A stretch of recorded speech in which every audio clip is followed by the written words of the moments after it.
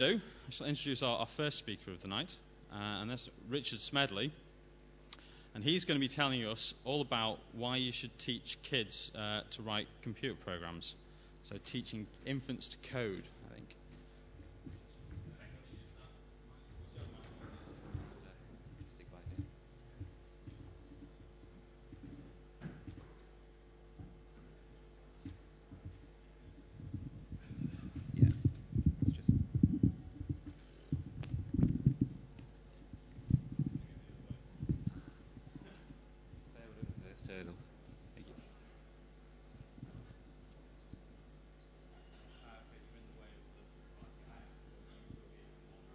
Right.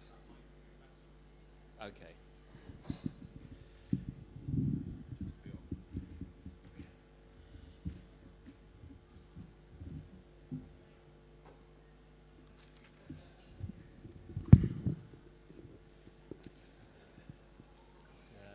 Could do it like the two Ronnies, from the. Okay. Right. Actually, this should be more a panning camera shot and music and a deep voice. Silicon Valley, home to startups, established IT companies, and British software programmers. A whole generation of people in their 40s now, from Jeremy Allison to elite programmers, Ian Bell, David Braben. But why, and will it continue? Well, we had the 8-bit computer revolution, especially in Britain, in the early 80s, when everybody could get some one of these in their homes. 1 in 3 homes had one. You got instant results. Code was shared around. And before that, in the 70s, even before there were computers in schools, we typed things out onto punched cards and sent them into laboratories at the university. As the 80s came on with the home computers, the BBC got behind the Model B, a whole load of education programs to teach us what to do on them, and the government sponsored free and open source code to run on them. Now, it was an inspiring time. We were all looking to the future where the programmer was going to be king and Britain was going to be best at it. But after 13 years of doubled education spending under Brown's Britain, what have we got in schools? PowerPoint, spreadsheets. This is what we're teaching our kids. It's beyond horrible for them. It's a death of creativity. It's a death of imaginations. Kids are just turned off computers by the time they get to 11 or 12, and we're losing a whole generation. Now, are we happy about this? I'm not. We need to get back to teaching kids to program, and it's not just about the next generation of programmers that will lead the world. It's something for every single child of any ability. Now, let's rehearse the arguments why.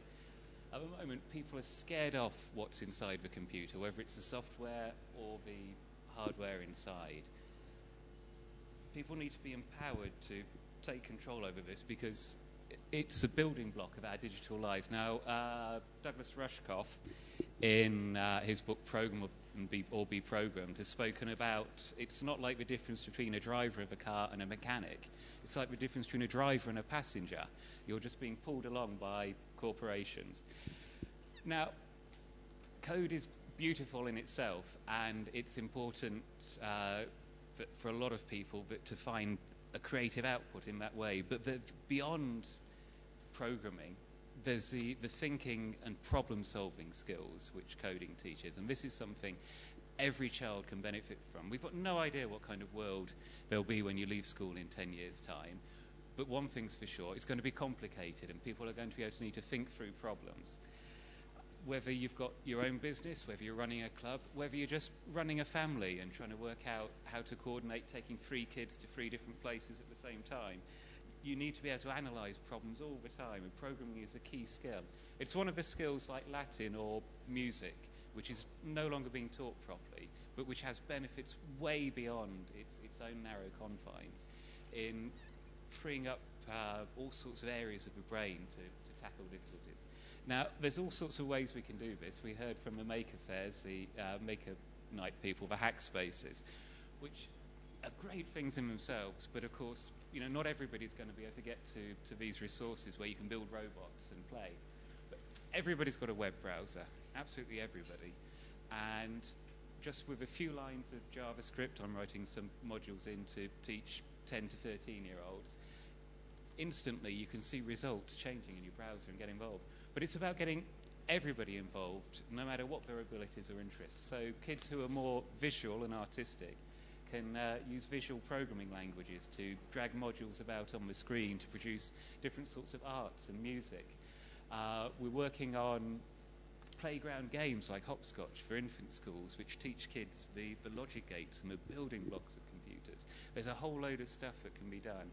And if anybody wants to get involved in this, not just as a programmer contributing, but just with questions, discussions, anything about it, then you're welcome to turn up on the wiki and talk about it with us. More the merrier. Thanks.